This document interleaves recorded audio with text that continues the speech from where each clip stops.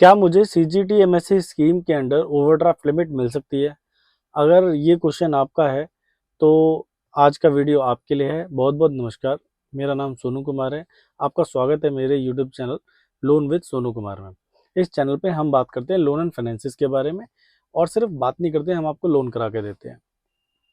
तो अगर आप एक बिजनेसमैन हैं और आप सोच रहे हैं कि ओवरड्राफ्ट लिमिट लेके आप अपने बिजनेस को आगे बढ़ाएं और ओवरड्राफ्ट लिमिट से आपको आपके बिजनेस में एक नई हेल्प मिलेगी, तो आज का वीडियो आपके लिए है।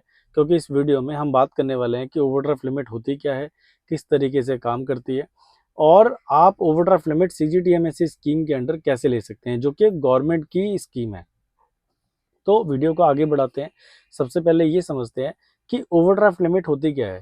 भाई, ओवरड्राफ्ट लिमिट जो बैंक आपको ऑफर करते हैं उसका क्या मतलब होता है, कैसे यूज होती है।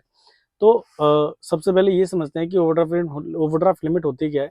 तो ओवरड्राफ्ट लिमिट का सिंपल सा मतलब ये होता है कि जो पैसा जितने दिन के लिए आप यूज करते हो, आपको सिर्फ उसी पे इंटरेस्ट देना है, आपको पूरे पैसे पे इंटरेस्ट नहीं देना है।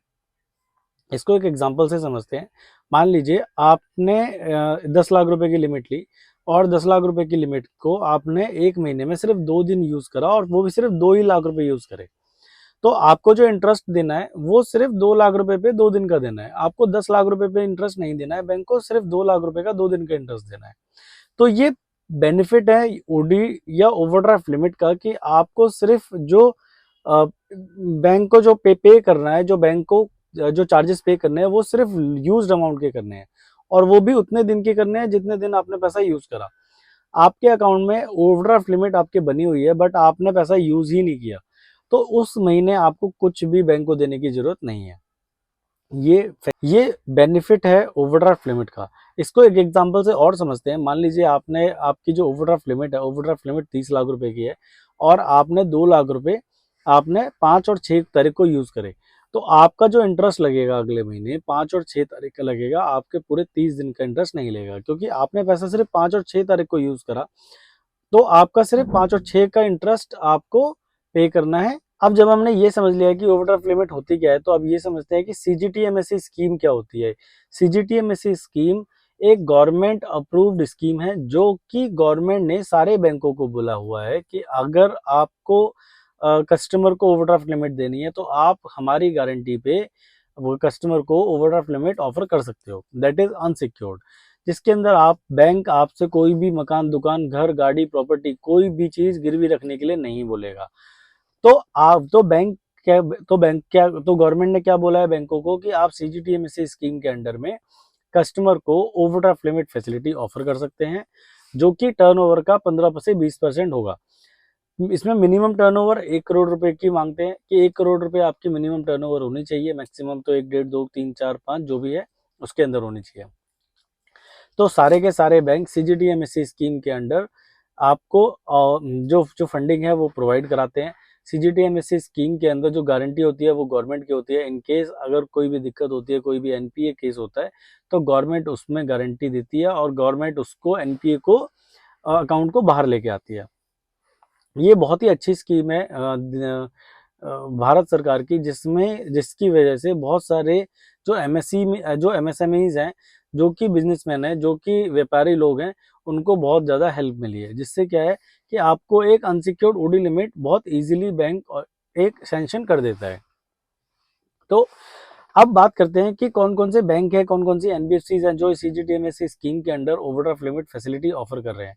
तो अगर हम एनबीएफसीज की बात करें तो कोई भी एनबीएफसी आपको सीजीटीएमएससी स्कीम के under overdraft limit facility offer नहीं करेगी, क्योंकि ओवरड्राफ्ट लिमिट के अंदर आपका एक अकाउंट ओपन होता है और उस अकाउंट में आपके चेकबुक, आपको चेक इशू होता है और आप मतलब नॉर्मल अकाउंट की तरह होता है।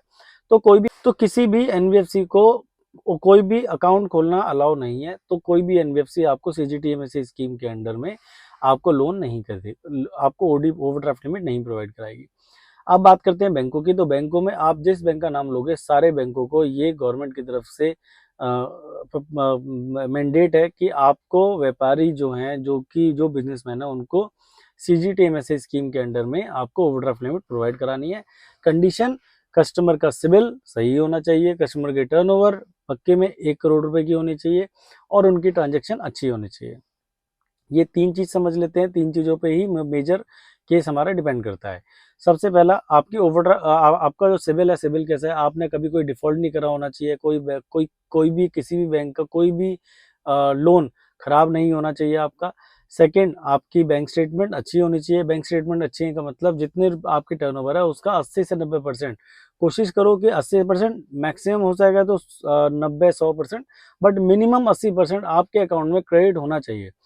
बैंक ये देखता है कि कितने रुपए आपके मार्केट में फंसे हुए हैं। अगर आपकी टर्नओवर 1 करोड़ रुपए की है तो इसका मतलब आपका 1 करोड़ रुपए मार्केट में है, और उस 1 करोड़ में से आपके पास कितने वापस आ रहे हैं। 80 लाख रुपए अगर आपके वापस आ रहे हैं तो इसका मतलब ये है कि आपके 80 लाख रुपए आपके पास वापस आ चुके हैं। आपको जो पैसा चाहिए वो उस 20 लाख रुपए को रोटेट करने के लिए चाहिए। तीसरा, आपकी आपकी जीएसटी टर्नओवर। तो आजकल क्या है, इंडिया में टर्नओवर दो तरीके से है, एक कच्चे की, एक पक्के की। कच्चे की टर्नओवर का मतलब क्या है कि आपने खरीदा भी कैश में, बेचा भी कैश में, उस पर कोई टैक्स नहीं पे करा, खत्म हो गई कहानी। तो ये टर्नओवर कभी भी कहीं काउंट नहीं होती, ना गवर्नमेंट को, ना आपको बैंक को, कहीं भी काउंट नहीं होती। अब टर्नओवर वो बोलते हैं कि अब टर्नओवर उसकी बात करते हैं जो बैंक काउंट करते हैं, तो वो टर्नओवर है आपकी। तो जो टर्नओवर आपकी जीएसटी 3B पे आती है वो ही नंबर 1 की टर्नओवर है, उसी को बैंक लोन या ओडी देने के लिए आपको एक्सेप्ट करता है। तो कोशिश करो अपनी सारी ट्रांजेक्शन्स को नंबर 1 में लेके आओ, और कोशिश करो कि नंबर 2 या कैश की सेल को ना ही करो तो ज़्यादा बढ़िया है। इन केस इन फ्यूचर आपको उससे प्रॉब्लम ही होगी, कोई बेनिफिट नहीं होने वाला है। तो जब हमने ये समझ लिया कि ओवरड्राफ्ट लिमिट क्या होती है, सीजीटीएमएससी स्कीम क्या होती है, कौन कौन से पैरामीटर्स है जो बैंक देखता है, तो इसके बाद एक बेसिक डॉक्यूमेंट समझ लेते हैं कि हमें क्या क्या डॉक्यूमेंट्स की रिक्वायरमेंट होती है।